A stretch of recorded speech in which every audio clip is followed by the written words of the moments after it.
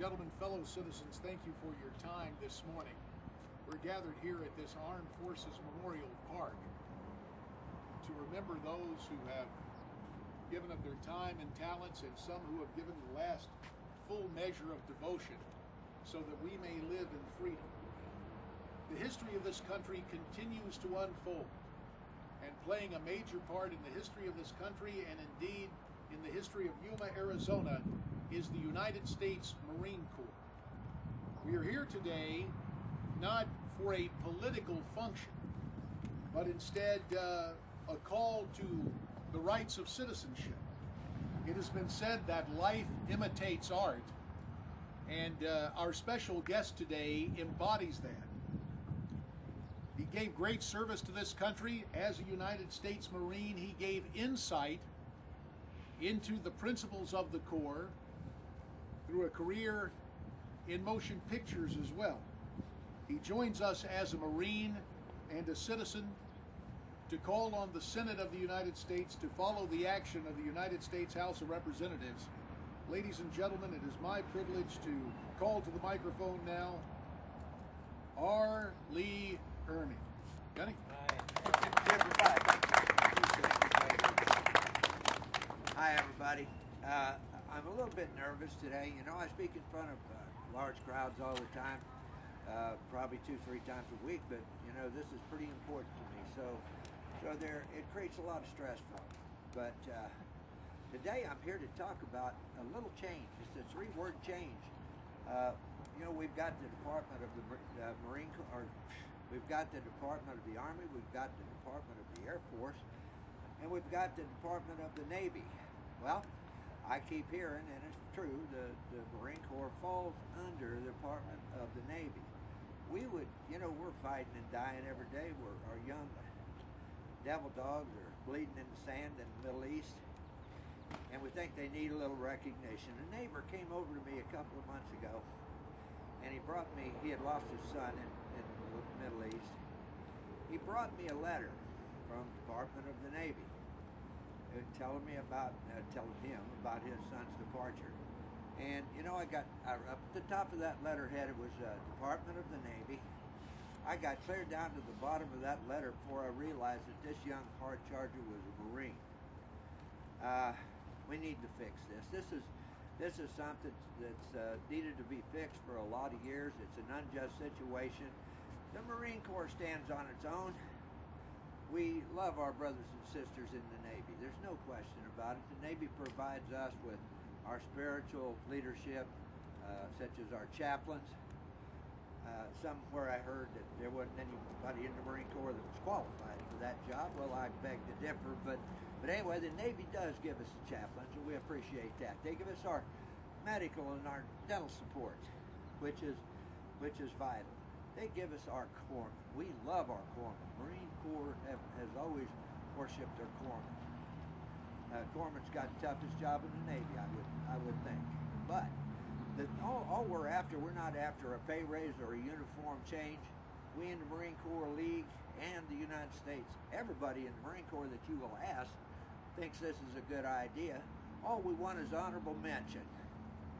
We would like for the name of the Department of the Navy to be changed to the Department of the Navy and Marine Corps.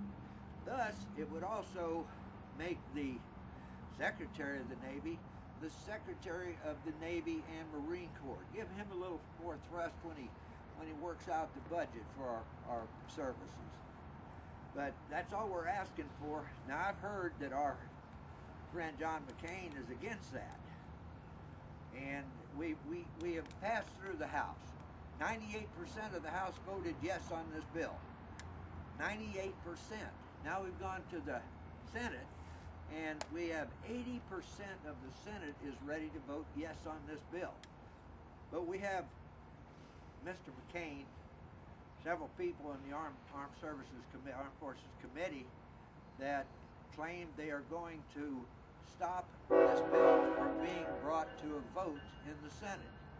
Now, you know, we the people sent these people up there. Obviously, if we got 98% of the yes vote in the House, and we got 80% of the Senate ready to vote yes, I would say the people have spoken. And I think it's damn good in time that we get people up there that don't want to vote just because of their whims or what they think is best. It's time they started listening to us, the people. That's basically one of the reasons why I'm here supporting J.D. Hayworth today. I would like for Mr. McCain to justify why he would not allow this to come up to the Senate for a vote, other than, well, it's been working just fine for 200 years, so why mess with it? It's an unjust situation. These are traditionalists that want to stop this vote from coming up to the Senate. Now, if we listen to the traditionalists throughout the years, we would still be flying Corsairs and charging up the hill with BARs.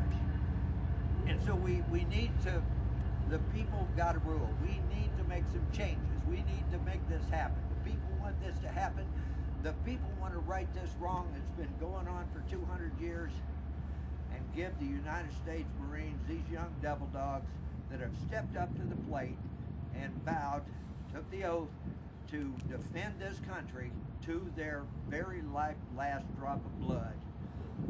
And we've got to show them some respect. And it's about time this happens. Semper Fi. Y'all have a great day. JD? Lee, thank you very much. Appreciate you coming over from California. I'm glad to have you here in Arizona. Now, it would be remiss if we didn't speak of the other Marines who join us from the Marine Corps League today and other citizens from around Yuma. We're here at the Armed Forces Park, and among the names you will see is one W.L. Buck Yancey, who made the Marines not only his calling but his career for the bulk of his adult life before settling here as a civilian in Yuma. Buck is the father of my bride, Mary, and members of the family join me here today. And Buck was always proud of his service in the United States Marine Corps. That pride is shared from every Marine who is behind me here today. Please do not misunderstand. If you're searching for a campaign press conference, that is not our intent today. It is simply to invite our two senators, John McCain and John Kyle, to sign on with 80 other members of the United States Senate to make a 3-word change that would mean the world to these Marines. And again, as Lee pointed out, it is simply this: that the Department of the Navy henceforth be known as the Department of Navy and Marine Corps. We understand that little in Washington, D.C. operates on unanimity, and yet I believe everyone is unanimous in understanding the service and sacrifice of those who shout and rally to the call, Semper Fi. And so it is in that spirit that today we invite Senators McCain and Kyle to join with the original co-sponsor, my old friend Pat Robert of Kansas, to reaffirm what the United States House of Representatives has already affirmed in resounding fashion, that henceforth the Department of the Navy be known as the Department of Navy and Marine Corps. We thank you for your time, and if you have any questions pertaining to the legislation, we'd be happy to try and answer them as best we can right now. It's one of the few issues that's simple and straightforward. How can you get confused on this issue? You know? This is a simple one. Now there's a rumor going around started by those who are opposed to it. Thank you all. Appreciate it. Thank you. That was really informative. After they get their little Straightforward. Yeah, it was pretty.